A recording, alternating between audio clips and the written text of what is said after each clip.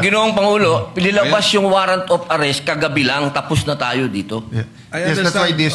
Na sinabi po na yung warrant of arrest ay tunay.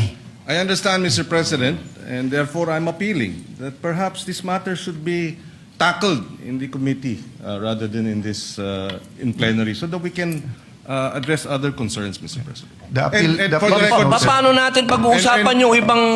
and for the record, Mr. President, I still have the floor. And for the record, Mr. President, we voted against resolution number 44.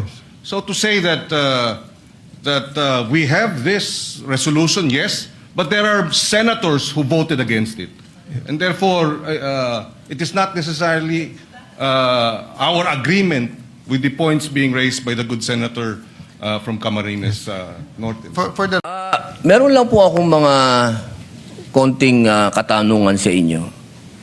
Sapagkat gusto ko po sanang ireklamo si Senator Pangilinan sa pagsigaw. Meron po ba sa rules natin na sinasabing pwede mong sigawan ng kapwa mo senador?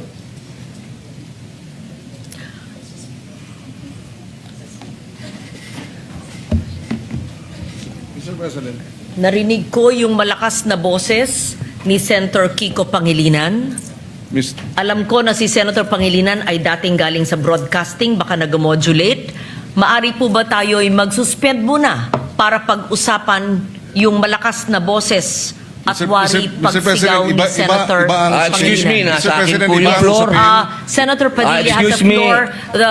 The chair is answering the question of Senator Padilla. Session is suspended.